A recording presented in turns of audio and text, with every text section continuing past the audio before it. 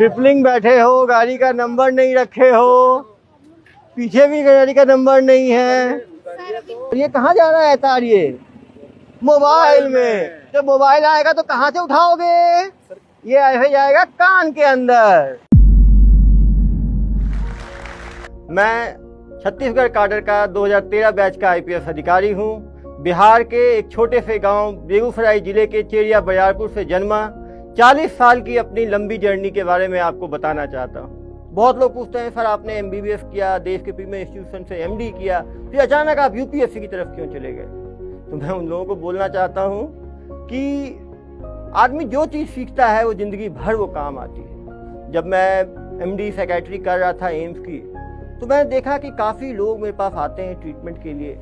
मैंने देखा कि एडिक्शन के कारण, हीरोइन एडिक्शन के कारण एक बाप ने अपनी 15 साल की बेटी को बेच दिया पैसे के लिए। जब इन चीज़ों को मैंने देखा तो मैंने कहा इस नशे को दूर हम केवल इलाज से नहीं कर सकते। जब तक हम ग्राउंड में जाके उनकी समस्याओं को ना समझें और एक होलिस्टिक चीज़ें काम ना करें, तब तक वो चीज़ चेंज नहीं हो सकता। मैंने देखा किस तरह रोड पे एक्सीडेंट होता है। जब मैं न्यूरो सर्जरी में 3 महीने की पोस्टिंग में था, डेली 8 से 10 लोगों को मरता हुआ देखता था। और मैंने देखा कि इनको यदि बचाना है तो हॉस्पिटल में रह के तो बहुत कम कंपोनेंट में बचाया जा सकता है। यदि हम फील्ड में उतरें, उनको समझाएं कि क्या हेलमेट की आवश्यकता है, क्या सीट बेल्ट की आवश्यकता है, क्या रोड डिसिप्लिन की आवश्यकता है, तब जाके हम एक्सीडेंट्स को सचमुच कम कर पाएंगे। और मैंने डिसाइड किया कि मैं सिविल सर्विसेज की तरफ जाऊंगा। बहुत लोग बोलते हैं कि हम हर चीज़ की एक उम्र होती है, लेकिन पढ़ाई की कोई उम्र नहीं होती। मैंने 2012 में अपनी तैयारी शुरू की। एमबीबीएस मैंने 2004 में कंप्लीट किया।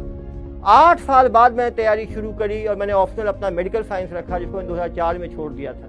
और कभी ये ना सोचें कि मेरा एक अटेम्प्ट बचा है। जब मैंने यूपीएससी की तैयारी शुरू की तो 29 ईयर्स का हो गया था। उस टाइम 30 का एज लिमिट था। एक अटेम्प्ट मेरे पास था। बहुत लोगों ने बोला कि यूपीएससी तो एक बहुत ही रिस्की एग्जाम है, एक अटेम्प्ट में क्या हो जाएगा, क्यों अपने करियर को छोड़ के इसमें आ रहे हो?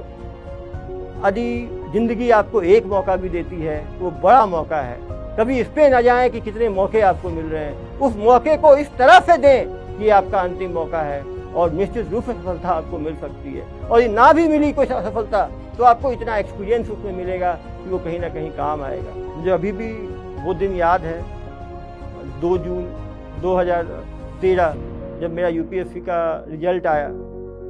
पीडीएफ में रिजल्ट आया था। मेरी हिम्मत नहीं हुई सीधा कंट्रोल F सर्च करके रिजल्ट देखने की, कहीं नहीं हुआ तो क्या होगा। मैंने रैंक 1 से देखना शुरू किया और जब 261 पे मेरा रैंक दिखा तो वो खुशी, मैंने पापा को जैसे ही बताया कि पापा मुझे आईपीएस मिल रहा है, तो जो उनकी आंखों में खुशी था, फिर मैंने अपनी पत्नी को बताया।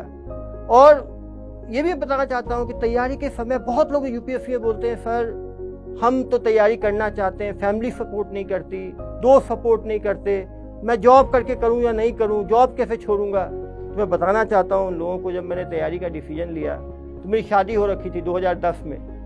मेरी पत्नी प्रेग्नेंट थी 2012 में जब मैंने तैयारी शुरू किया। एक अटेम्प्ट था मेरे पास। मैंने एम्स का अपना जॉब छोड़ा, जॉबलेस होकर तैयारी कर रहा था। लोग तरह तरह के प्रश्न पूछ रहे थे, नहीं होगा तो क्या होगा, नहीं होगा। आप इस चीज़ से कभी ना डरें, नहीं होगा तो क्या होगा, नहीं होगा तो कुछ और होगा, नहीं होगा तो कुछ, हर आदमी कुछ ना कुछ करेगा। हम ये नहीं होगा से जो परेशान होते हैं और परेशान होते चले जाते हैं, फिर ठीक है तैयारी नहीं कर पाते। और जो ये मेहनत से जब मैंने तैयारी की तो हर चीज़ पॉजिटिव हुआ।